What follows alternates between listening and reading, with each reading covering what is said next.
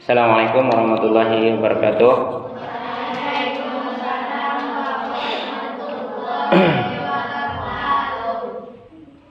Alhamdulillahirabbil alamin, wassalatu wassalamu ala asrofil anbiya'i wal mursalin sayyidina Muhammad wa ala alihi washabihi ajmain. Allahumma shalli ala sayyidina Muhammad wa rahmatillah wa ilmillah.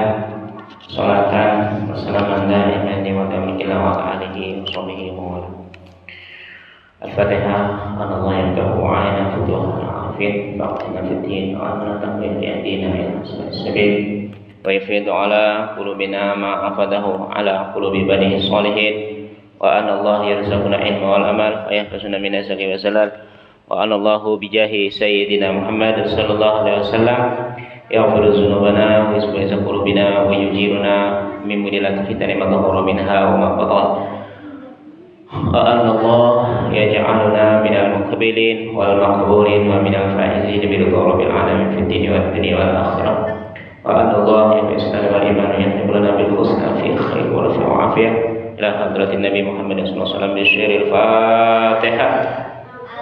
أعوذ بالله من الشيطان الرجيم بسم الله الرحمن الرحيم Alhamdulillahi Rabbil Alamin Ar-Rahmanir Rahim Maliki Yawmiddin Iyyaka na'budu wa iyyaka nasta'in Ihdinas siratal mustaqim Siratal ladzina an'amta 'alaihim ghairil maghdubi 'alaihim waladdallin.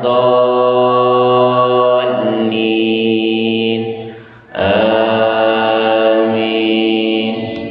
Allahumma shalli ala Sayyidina Muhammad salatan tukhrijuni min dhulumatil wahmi wa tukrimuni binuril fahmi wa tudihu lima askala hatta yufham annaka anta ta'lam wa la a'lam innaka anta 'allamul ghuyub.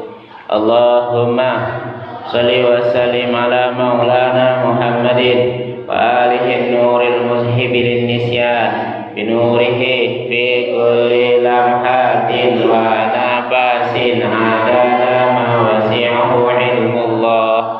Rabbi israh li sadri wa yassir li amri wahlul 'uqdatam min lisani yafqahu qawli wasaddid lisani wa li qalbi bihaqqi sayyidina Muhammad sallallahu alaihi wasallam walhamdulillahi rabbil alamin.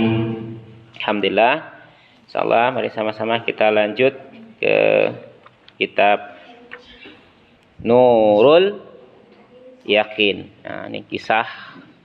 Di kitab ini diceritakan kisah perjalanan hidup Rasulullah Sallallahu Alaihi Wasallam. Ya, kita masuk masa yang kedua dari kehidupan Rasulullah Sallallahu Alaihi Wasallam, yaitu permulaan turunnya wahyu. Ketika Rasulullah Sallallahu Alaihi Wasallam berumur 40 tahun, diutuslah beliau sallallahu alaihi wasallam oleh Allah Subhanahu wa taala sebagai penyampai kabar gembira. Sebagai penyampai kabar gembira, pemberi peringatan, penyeru kebenaran perintah Allah yang terang benderang menerangi setiap kalbu manusia. Jadi saat umur Rasulullah sallallahu alaihi wasallam 40 tahun ini oleh Allah Subhanahu wa taala rasul kita diangkat menjadi rasul. Apa tugas rasul? Menyampaikan kabar gembira. Rasul itu pertama tugasnya apa tadi? Menyampaikan kabar gembira. Ingat yang pertama apa? Menyampaikan kabar gembira. Yang kedua, pemberi peringatan. Yang pertama, menyampaikan kabar gembira. Yang kedua, memberi peringatan. Yang ketiga, penyeru kebenaran. Penyeru kebenaran perintah Allah Subhanahu wa taala yang terang benderang menerangi setiap kalbu manusia. Jadi paling tidak ada tiga. Rasul itu diutus pertama memberikan kabar gembira, yang kedua memberikan peringatan, oh ini salah, ini benar, oh ini tidak boleh dilakukan. Nah, itu tugas Rasul. Yang ketiga, menyeru atau mengajak kepada kebenaran perintah Allah yang terang benderang menerangi setiap kalbu manusia. Jadi manusia itu punya kalbu. Apa kalbu? Hati. Nah, yang dimaksud di sini adalah hati nurani, bukan hati yang segumpal daging itu. Nah, tapi ada namanya hati nurani. Itu pas beliau berumur 40 tahun. Kemudian wahyu dimulai dengan mimpi yang benar dan nyata. Tidak seorang pun yang Nabi SAW impikan dalam tidurnya melainkan benar dalam kondisi terjaga. Jadi sebelum turun wahyu, Nabi kita pernah mimpi. Pernah bermimpi. Apa yang dimimpikan ini jadi kenyataan. Kemudian ini selanjutnya turunlah Ar-Ruhul Amin, yaitu Jibril kepada Nabi kita Muhammad SAW ketika beliau sedang beribadah di Gua Hira. Jadi beliau ketemu dengan Jibril saat beliau beribadah di Gua Hira. Kemudian Jibril mengajarkan Nabi kita SAW bagaimana seharusnya beliau SAW memimpin manusia ke jalan yang lurus dengan agama yang benar. Nah, jadi pada permulaan turunnya wahyu ini seringkasannya Allah Subhanahu wa taala mengutus Rasulullah SAW kepada manusia ketika beliau berumur 40 tahun, dimulai dengan mimpi yang baik. Jadi sebelumnya beliau sudah bermimpi, ya. Pas beliau sedang beribadah di Gua Hira, maka beliau ketemu dengan Ruhul Amin atau malaikat Jibril alaihis salam. Dengan malaikat Jibril saat beliau sedang beribadah. Namun sebelum beliau berumur 40 tahun, beliau sudah biasa menyendiri dari umur 38 tahun. Sudah rajin beribadah, sering ke Gua Hira. Bukan pas 40 tahunnya, tapi 3 tahun sebelumnya, itu dari umur 38, 39, ya, dan umur 40. Nah, pas puncaknya umur beliau 40 tahun, maka saat beribadah datang malaikat Jibril untuk menyampaikan wahyu yang kita kenal dengan surah apa? Yang pertama tuh surah Al-Alaq, ya. Nah, itu yang ke-12-nya. Yang ke-13, keadaan bangsa Arab sebelum Islam. Orang Arab sebelum kedatangan Islam, mereka menyekutukan Allah dengan menyembah berhala dan menganggap patung-patung itu suci. Jadi sebelum Rasulullah Sallallahu Alaihi Wasallam menyebarkan agama Islam, dulu itu orang-orang Arab baik di dalam Ka'bahnya, di sekitar Ka'bahnya banyak patung. Yang mereka anggap suci, bikin patung gambar si fulan bin fulan, disembah. Ini orang suci disembah, ya. Itu sebelum datangnya Nabi Muhammad. Apalagi kebiasaan orang Arab pada saat itu. Kebiasaan mereka membunuh anak laki-laki mereka karena takut miskin dan kelaparan. Lahir anak laki-laki, takut nanti tidak mampu ngasih makan. Zaman sekarang pun ada. Bahkan lebih kejam. Kok lebih kejam, Ustaz? Ya.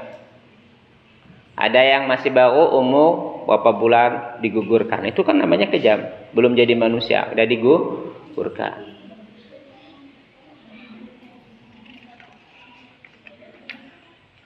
Jadi anak laki-laki lahir dibunuh, takut tak kasih makan. Ini kita bersyukur. Coba kalau sebelum ada Nabi kita Nabi Muhammad SAW, kita ni dah mungkin tak ada di sini nih. Mungkin dah kena bunuh orang tua kita karena takut kelaparan, hidup susah. Wah, ini kita enak ni masih hidup. Nah, kalau tak ada ajaran Islam, mungkin kita udah tak ada nih.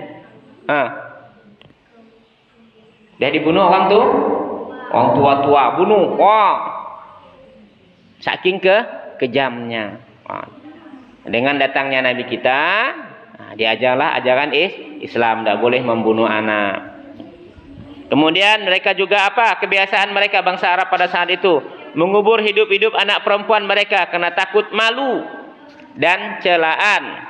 Nah, jadi kalau lahir anak perempuan dianggap suatu aib. Malu kalau nengok anak perempuan. Nih bersyukur nih perempuan ada nih. Kalau zaman dulu, zaman jahiliyah, dah hidup nih, dah dikubur hidup-hidup. Termasuk sebelum Khalifah Umar Ibn Khattab masuk Islam, beliau pernah mengubur anak perempuannya. Anak perempuannya selalu dikasih pakaian laki-laki.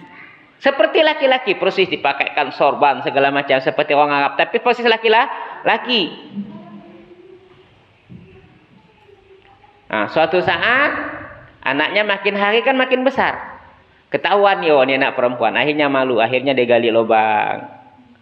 Suruh anaknya masuk situ, dikubur hidup-hidup. Ini Sayyidina Umar Ibn Khattab. Nah, ini kita bersyukur kayak gini nih. Ada yang namanya aura, ada yang namanya naura. Coba kalau dulu hidup zaman Khalifah Umar, sebelum Islam masuk, dah kena kubur dah. Tak ada lagi yang namanya naura, hilang. Nama aura hilang. Kena kubur. Nah, maka kita bersyukur hidup di zaman ini udah kenal dengan Islam. Saling menghargai. Jangankan anak manusia, anak binatang ya kita disuruh menyayanginya. Enggak boleh membunuh binatang, menyiksa binatang. Kucing dikurung, enggak dikasih makan, enggak boleh.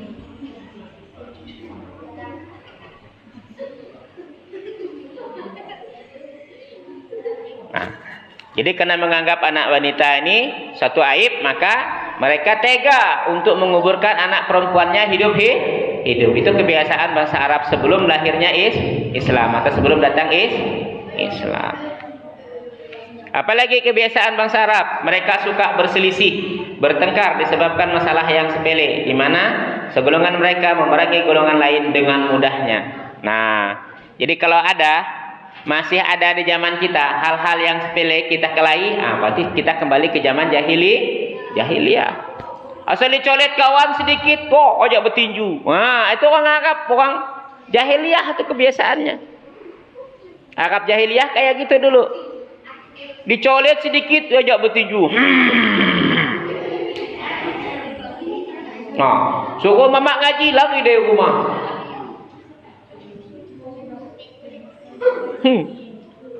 Tak mau ngaji, bagus lagi di rumah. Itu orang pintar, orang bodoh. Orang tua dilawan. Siapa yang melahirkan kita ke dunia ini kalau bukan orang tua? Jangan lawan orang tua, dosa besar.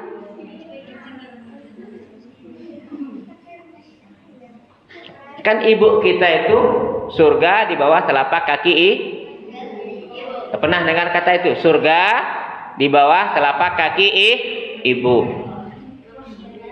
Jangan mak mana surganya? Lihat kaki mamaknya dia intip ada surga anda. Bukan itu. Nanti pulang ke rumah lihat kaki mamaknya. Kata Ustadz mak surga di bawah telapak kaki mama. Mama berjalan diintip kakinya. Mamanya tidur dilihat kakinya mana surganya. Tahu maksudnya? Apa maksudnya? Maksudnya kita taat dengan ibu kita. Nanti kita insya Allah taat perintah ibu, patuh dengan ibu, jangan suka melawan ibu, bapak kita.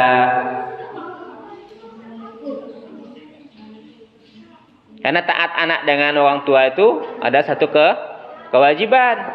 Anak yang taat dengan orang tuanya, nah insya Allah dijamin masuk surga.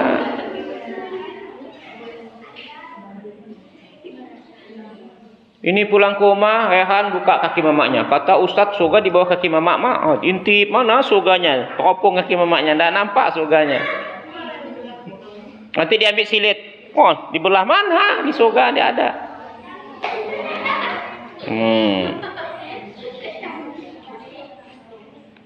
Jadi maksudnya kita berbakti kepada ibu kita.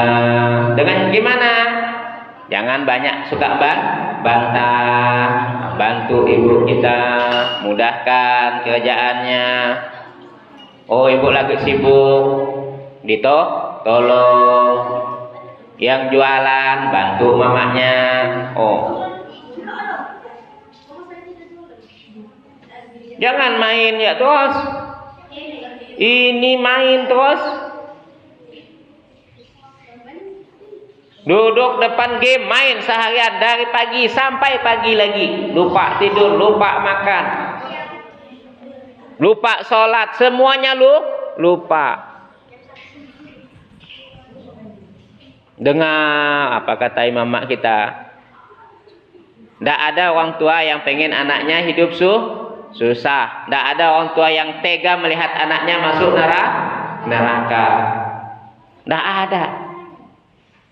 Maka coba lihat orang tua kita kerja pagi, dari pagi, bangun pagi sampai malam, kadang tidak ingat waktu. Gara-gara kadang-kadang tidak sholat hanya untuk mikirkan nasib anaknya. Padahal sholat suatu kewajiban juga bagi dia. Dia tidak sholat. Gara-gara kita. Nah, maka sebagai anak, kita berbakti dengan orang tua, rajin belajar. Disuruh ngapal-hafal, bukan gak susah.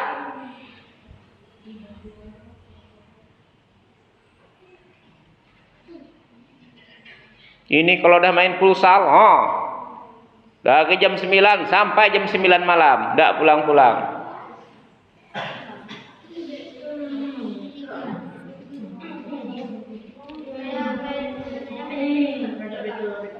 Jadi orang Arab dulu suka kelahi. Maksudnya orang Arab jahiliyah.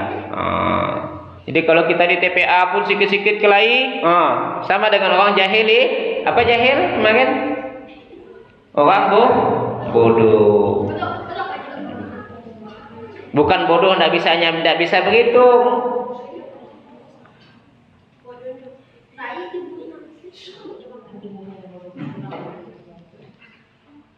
Bukan bodoh hanya tidak bisa baca, mereka pandai baca, tapi mereka tidak mengendalikan hawa nafsunya, ngikut keinginannya masing-masing. Dia yang salah Ustaz, dia nanya aku dulu Ustaz, masa aku bilang gini-gini Ustaz.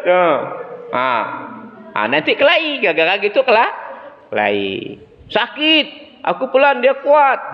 Lama-lama jadi kelahi.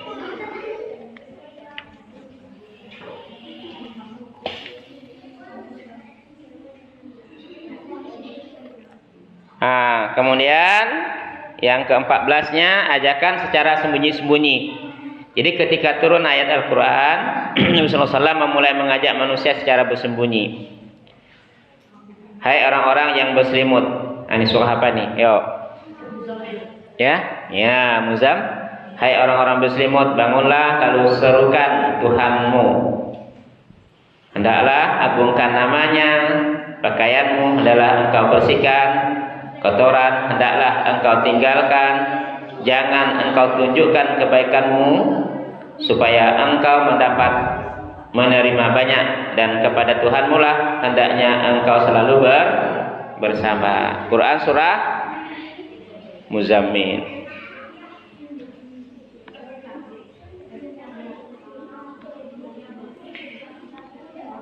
Kemudian beliau SAW mengajak keluarga, ya,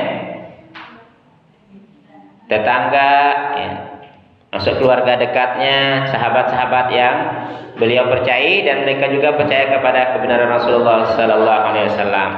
Jadi yang pertama diajak oleh Rasulullah untuk mengikuti ajaran Islam itu keluarga dekatnya. Di antaranya istrinya, ya. Siapa lagi? Sepupunya Ali bin Abi Thalib. Ali di samping sepupu, dia juga jadi anak menantunya.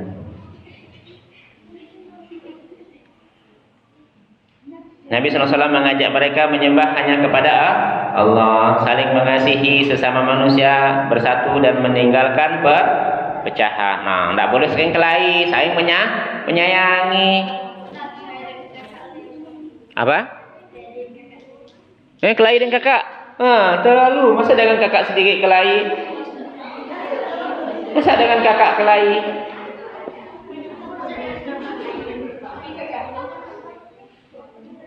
Padahal kakak kita sayang dengan kita. Kakak kita banyak bantu kita.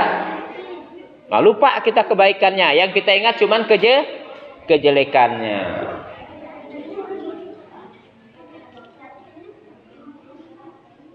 Jadi kebaikan kakak yang selama ini bonceng kita, bimbing kita, nolong kita, lupa.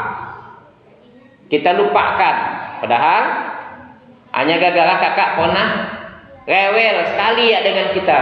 Tidak boleh. Demikian kita juga sebagai kakak dengan adik. Ini adik pun dilawan.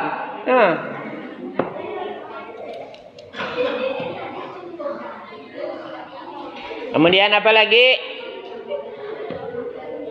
Nabi kita SAW memulai mengajak secara sembunyi-sembunyi, karena khawatir ancaman fisik yang timbul karena suatu perkara yang belum pernah mereka ketahui dan belum pernah mereka dengar sama sekali. Jadi awal-awalnya Nabi mengajarkan Islam itu dengan cara sembunyi, tidak terang-terangan kayak gini, tidak. Datang ke rumah, ngomong, ngobrol, ajarkan dengan cara yang baik, sampaikan tentang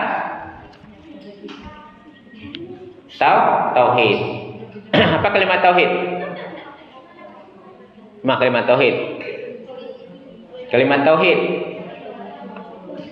La ilaha illallah. Dengar tak ni? Dengar tak? Apa kalimat tauhid? La ilaha illallah. Maka kalimat ini disebut ada namanya dua kalimat syahadat. Apa dua kalimat syahadat?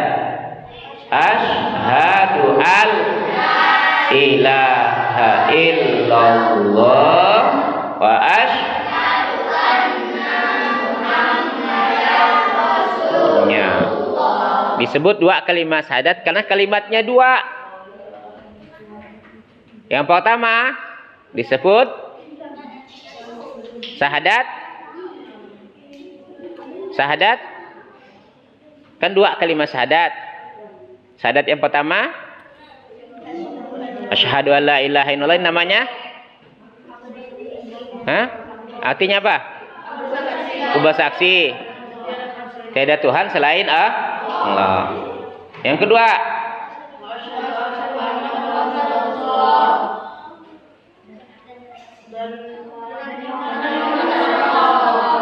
dan Muhammad.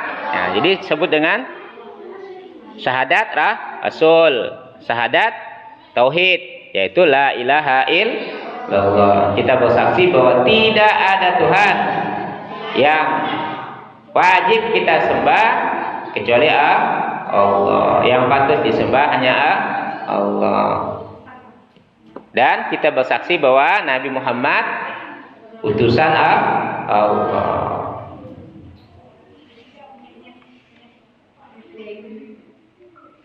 Jadi tidak boleh sekelahi, saling menyayangi.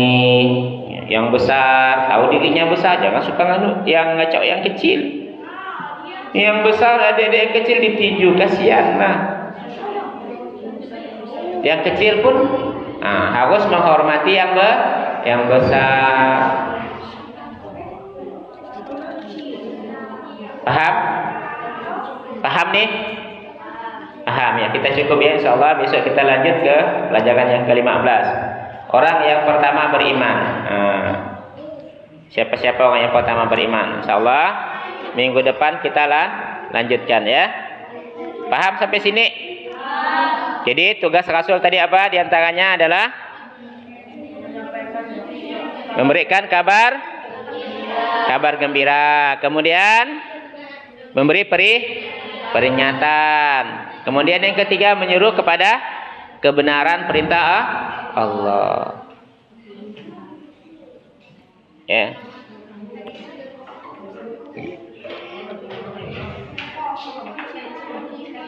Jadi umur berapa beliau dapat wahyu?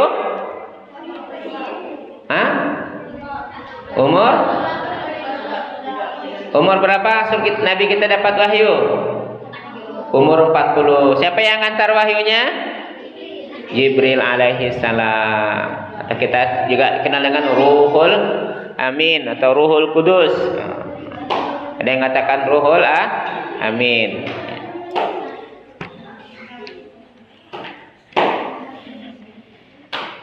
Apa kebiasaan bangsa Arab sebelum itu? Sebelum datangnya Islam. Pertama mereka menyekutukan Allah. Mereka menyembah patung, muji-muji patung. Padahal patung dibuat dari apa? Ada yang dari batu, ada yang dari gandum. Ada yang dibuat dari kayu. Mereka buat dari gandum, dibuat. Mereka makan lagi, lucu tak? Lucu. Udah dibuat bagus-bagus, nanti padahal patung bisa ada nyawanya tak? Tidak ada. Tapi mereka percaya, mereka sembah. Ya.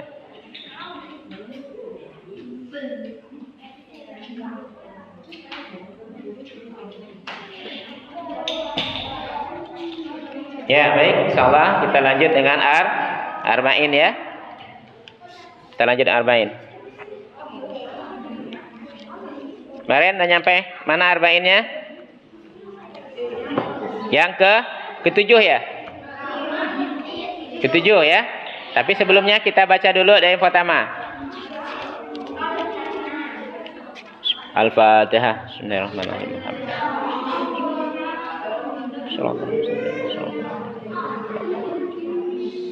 Coba lihat di buku ini, di awalnya ada ditulis Bismillahirrahmanirrahim, man hafidha min ummati arba'ina hadisan min amri diniha ba'asahullahu yaumal qiyamah fi zumratil fuqaha'i wal ulama.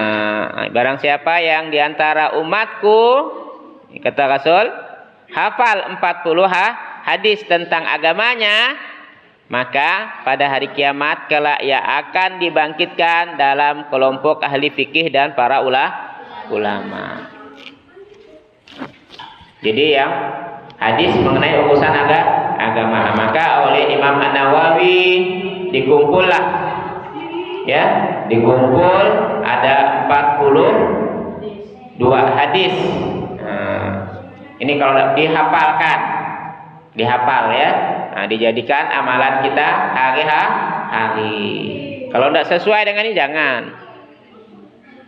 Ya, kita ulang di hadis yang pertama. Bismillahirrahmanirrahim. An Amiril Mu'minin Abi Hafs Umar ibn al-Khattab radhiyallahu an. Qala sami'tu Rasulullah sallallahu alaihi wasallam yaqulu innamal a'malu binniyat wa innama likulli imri'in ma nawa. Faman kanat hijratuhu ila Allah wa rasulih fa hijratuhu ila Allah wa rasulih. Wa man kanat hijratuhu lidunya yusibuha aw imra'atin yankiruha fa hijratuhu ila ma hajara ilaih. Ya, tahu kan artinya? Ah, nanti dibaca di rumah artinya. Bismillahirrahmanirrahim. An Umar radhiyallahu an. Aidan. Aidan apa aidan? Juga. Qala. Bainama nahnu julusun inda Rasulillah sallallahu alaihi wasallam zata yaumin ittala'a alaina rajulun syadidu bayadis thiyab syadidu sawadis sya'ri la yura alaihi asarus safari wa la ya'rifuhu minna ahadun hatta jalasa ila nabi sallallahu alaihi wasallam fa asnada rukbatayhi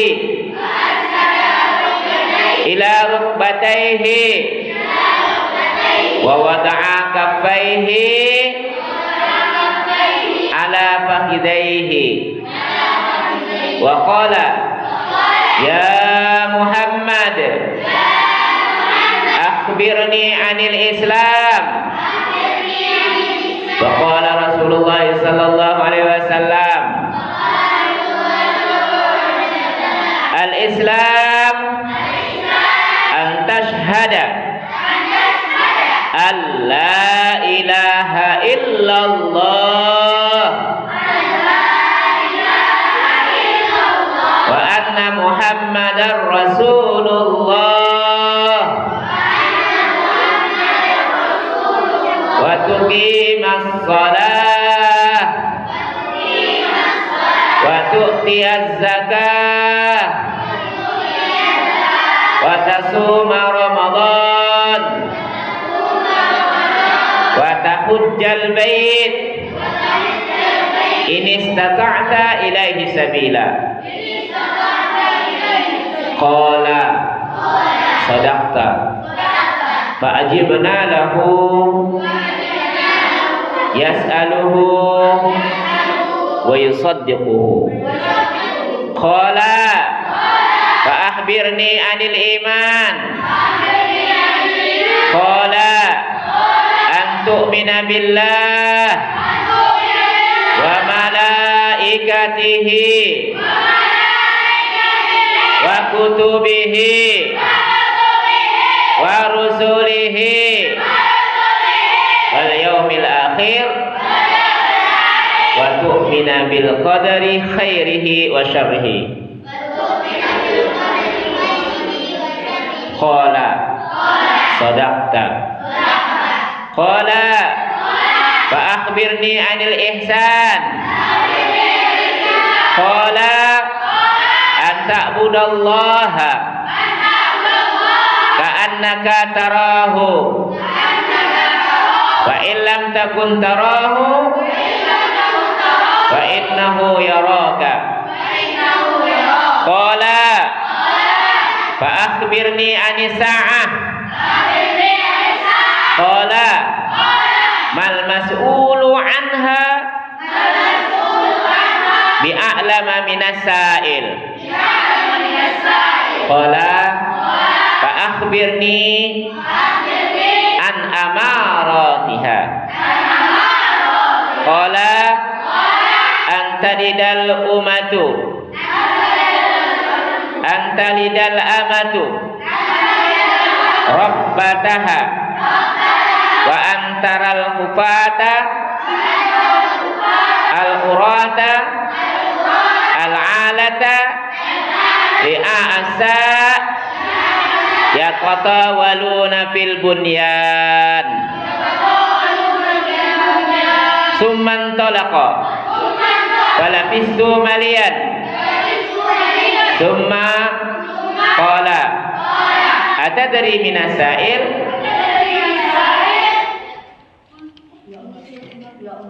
Ya Umar, atadri minas sa'il? Qultu Allahu wa rasuluhu a'lam.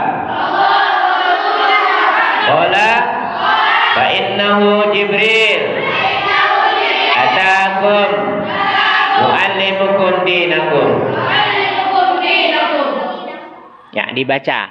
Paling tidak nanti lidah kita di yaumil akhir kalau kita pernah baca, ini yang jadi saksi. Tapi kalau kita diam, cuman telinga aja dengar, lidah tidak mau ngucap, sayang. Bismillahirrahmanirrahim.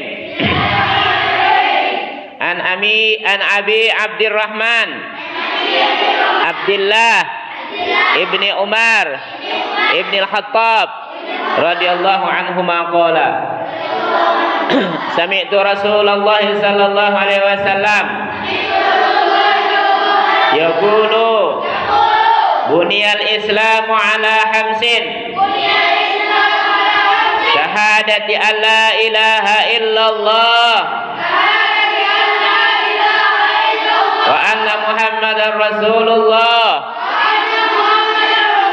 wa iqamis shalah wa ita'iz zakah wa hajjil bait wa saumi Ramadan.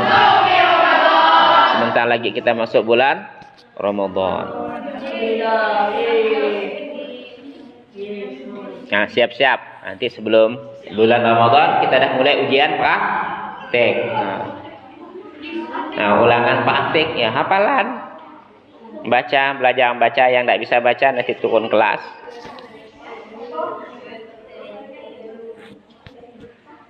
Nah, siap-siap yang belum pandai baca, hati-hati. Yang belum kenal betul dengan huruf, siap-siap. Jangan marah kalau kelasnya diturun jadi wapak TK lagi. Ulang dari TK. Siap ya? Jangan marah. Bismillahirrahmanirrahim. An Abi Abdurrahman Abdullah ibni Mas'ud radhiyallahu an qala haddatsana Rasulullah sallallahu alaihi wasallam wa huwa as-sadiqul masduq inna ahadakum yujma'u khalquhu fi batni ummihi arba'ina yawman nutfah thumma yakunu 'alaqah misla dhalik thumma yakunu mudghah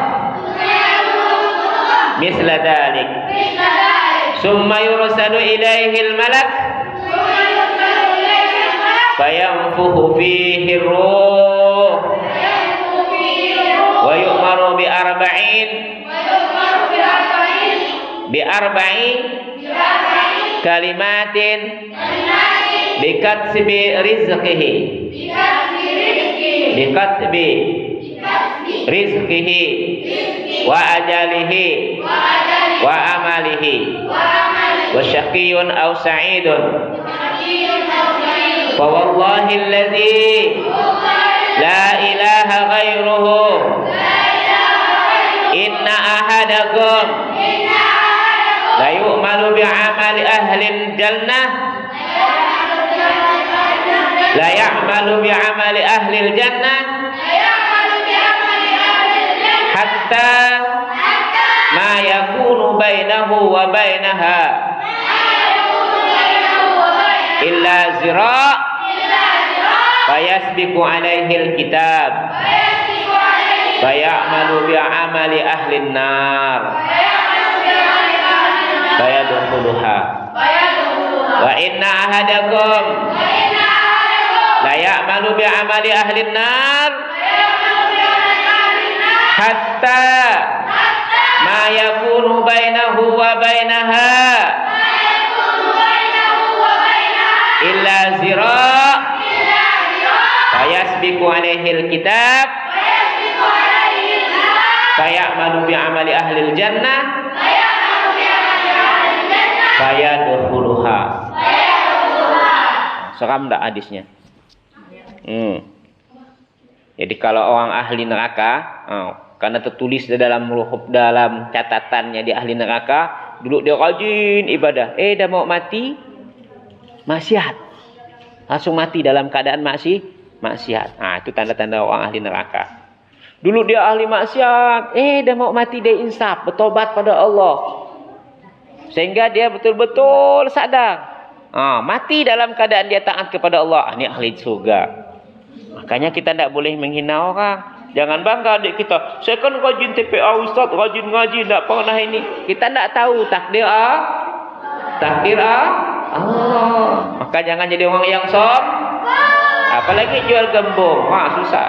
Ya. Hadis yang Bismillahirrahmanirrahim. An Ummil Mu'minin Ummi Abdillah Aisyah radhiyallahu anha qalat qala Rasulullah sallallahu alaihi wasallam man ahdatsa fi amrina hadza ma laysa minhu fahuwa raddun. Riwayat Bukhari wal Muslim. Wa fi riwayah li Muslim man amila amalan laisa alaihi amruna fahuwa raddun. Kemudian hadis yang ke-6. Tadi kita nyampe hadis berapa? Ke-7 ya? Ke-7. Yang ke-6. Bismillahirrahmanirrahim. An Abi Abdillah An-Nu'mani ibni Bashir radhiyallahu anhuma qala sami'tu Rasulullah sallallahu alaihi wasallam yaqulu innal halal bayyinun wa innal haram bayyinun wa bainahuma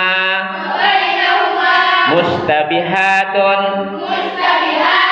la ya'lamuhunna katsirun minan nas faman ittaqa syubhat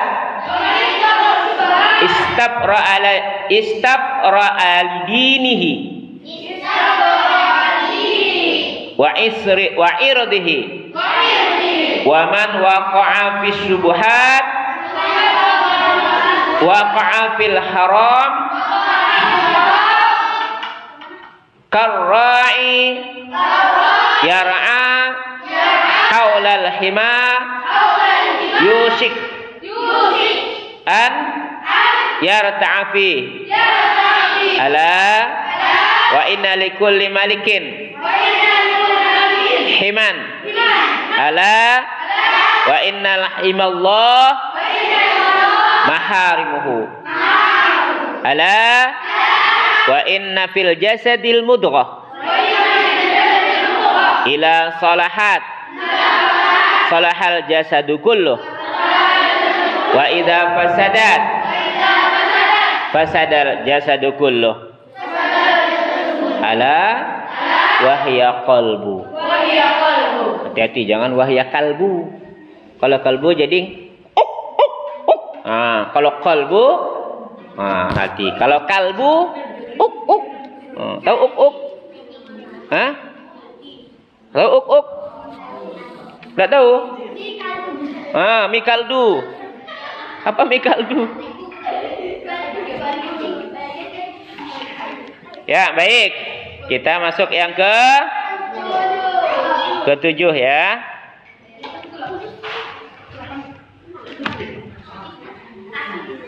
Bismillahirrahmanirrahim.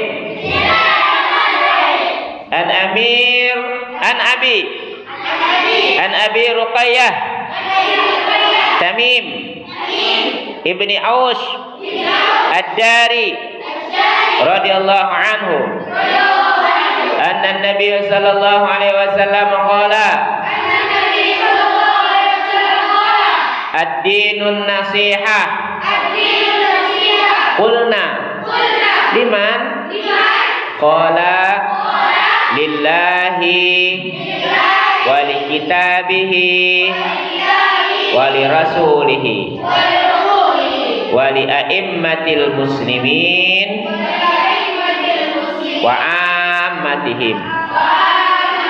Dari Abu Ruqayyah Tamim bin Aus Ad-Dari radhiyallahu an menjelaskan bahwa Nabi sallallahu alaihi wasallam bersabda,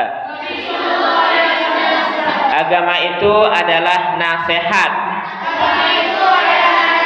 Kami bertanya, untuk siapa? Liman, untuk siapa? Beliau menjawab, lillah, untuk Allah, wali kitabihi, dan kitabnya, wali rasulihi, dan rasulnya, wali a'immatil muslimin, para pemimpin kaum muslimin, wa ammatihim, dan manusia pada umumnya. Nah, kita lihat syarahnya. Ya, Tamim Ad-Dari ini seorang sahabat Nabi, hanya meriwayatkan hadis ini saja. Ya. Jadi Abi Ruqayyah Tamim ini hadis yang diriwayatkan beliau, ini cuma ini saja.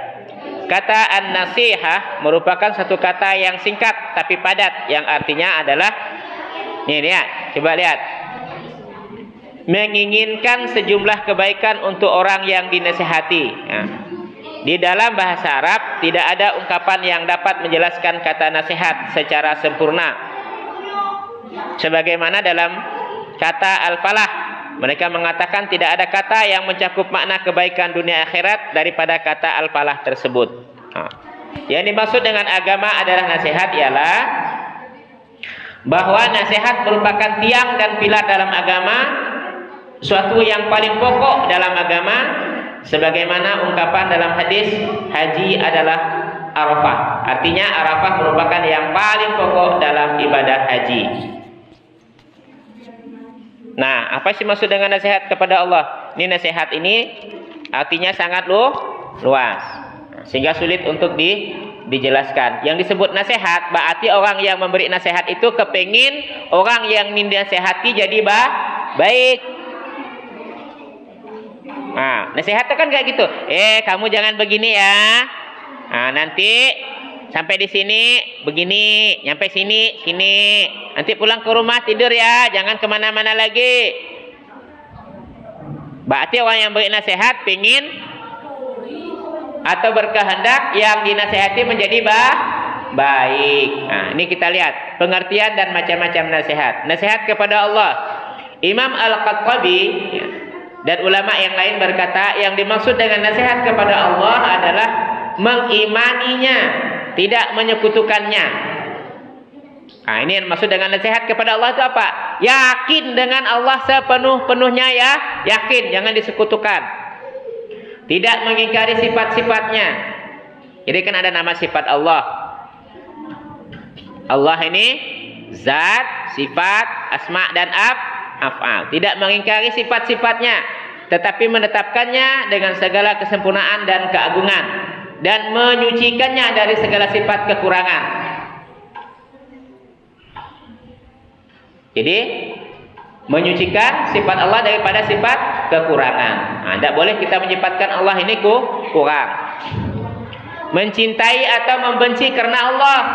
Jadi kita benci bukan karena siapa-siapa, tapi karena dia jadi musuh Allah, maka kita tidak suka dengan dia. Tapi kalau dia dekat kepada Allah, kita senang dengan dia. Itu pun karena Allah.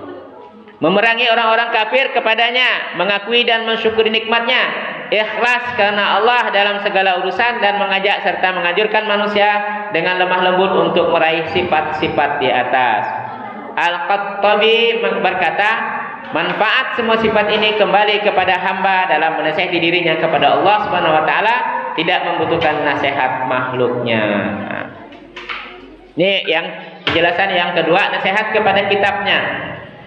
Yang dimaksud dengan nasihat kepada kitab adalah mengimani bahwa kitab Allah itu adalah firman Allah yang diturunkan oleh Allah, dan tidak ada sesuatu perkata pun dari perkataan manusia yang menyerupai, dan tidak seorang pun yang dapat mengadakan sesuatu yang menyerupainya. Termasuk makna nasihat kepada kitab Allah adalah mengagungkannya, membacanya dengan khusyuk, dan memenuhi cara dan hukum-hukum baca Al-Quran, di samping menyelamatkan diri dari penafsiran orang-orang yang sesat. Nah, di antara bentuk nasihat kita kepada nasihat kepada kitab ini maksudnya dengan kita membaca dengan khusyuk dengan sungguh-sungguh, tidak boleh main-main. Jadi baca Quran dalam keadaan bersuci, jangan dalam keadaan tidak suci atau dalam keadaan kita berhadas. Nah, belajar hukum bacaannya. Gimana hukum ifa, itu dipelajari betul-betul. Gimana cara melafazkannya, makhrajnya harus betul. Paham? Paham tak? Jadi kalau kita baca asal-asalan, berarti kita tidak ikut ini nasihat kepada kitab. Termasuk menghafalnya. Paham?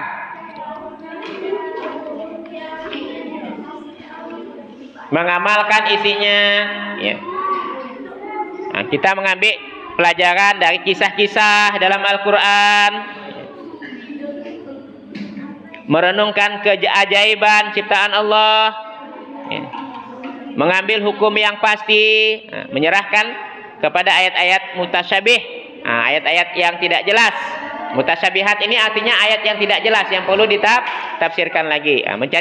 Mencari pemahaman dari ayat-ayat yang bersifat umum, dan mengajak orang lain untuk melaksanakan nasihat kepada kitab yang diterangkan di atas.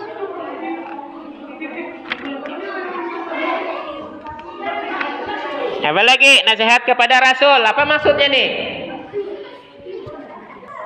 Nah, apa yang dimaksud dengan nasihat kepada Rasul?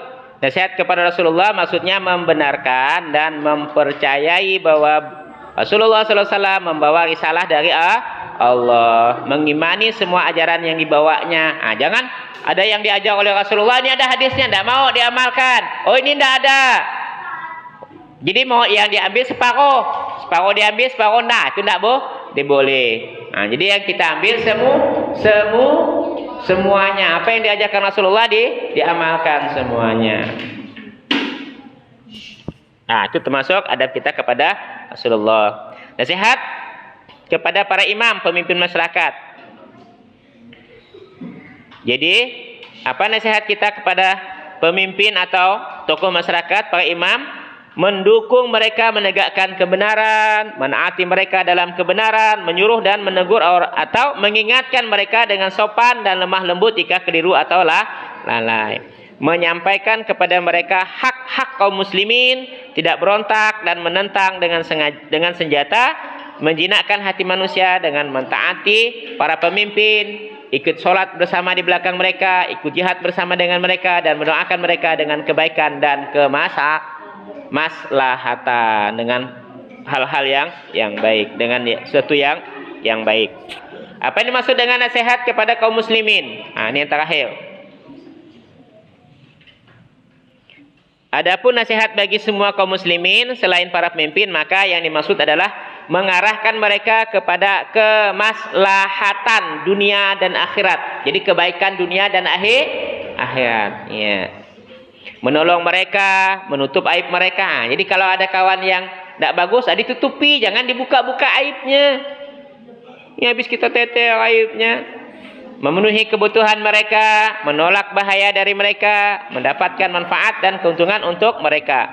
Menyuruh mereka kepada ma'ruf, yaitu kebaikan. Mencegah mereka dari kemungkaran. Dengan cara apa? Dengan cara lemah lembut, ikhlas, dan kasih sayang. Menghormati orang yang sudah tua dari mereka, menyayangi orang yang kecil dari mereka, memberi perhatian kepada mereka dengan memberi mau'izah hasanah, pengarahan yang baik. Tidak berbuat penipuan atau dengki kepada mereka. Hendaklah mencintai mereka seperti mencintai diri sendiri. Maka ada di antara pesan Rasulullah, tidak beriman seseorang apabila dia mencintai orang lain seperti dia mencintai dirinya sendiri.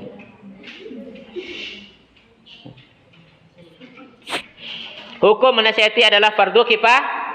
Apa fardu kifayah? Nah, jadi kalau ada satu orang yang pandai nasihati, udah cukup. Kampung itu tidak ada dosanya lagi. Nah, kalau misalnya tidak ada yang tukang nasihat di kampung itu cuma mengajukan kebaikan, itu bahaya. Berarti sekampung-kampung itu nanggung dosa. Nah, misalnya ada satu kesalahan, ada orang yang pandai tentang ilmu fikih, dia nasihatkan, itu udah yang lain terlepas daripada dosa. Jadi yang lain gugur kewajibannya asal ada satu orang yang mampu. Nah, kata nasihat dalam bahasa semakna dengan ikhlas, yaitu bersih dari campuran. Ungkapan nasahatul asala maknanya sufaituhu, yaitu menyaringnya. Ada juga yang berpendapat lain. Wallahu a'lam. Ya mungkin itu ya. Insyaallah tanpa terasa udah hampir 1 jam ya. Kita duduk di sini, ya mudah-mudahan ada manfaatnya. Ya, kita istirahat. Sebelum istirahat, Ustadz minta baca Quran mulai dari surah kemarin surah apa? Al-Fajr. Sekarang dari An-Naba sampai dengan takwir sampai dengan Al-Ghafir. Oke? Siap? Ya, sebelum istirahat baca An-Naba sampai kasih. Habis itu boleh istirahat. Terima kasih perhatiannya. Assalamualaikum warahmatullahi wabarakatuh.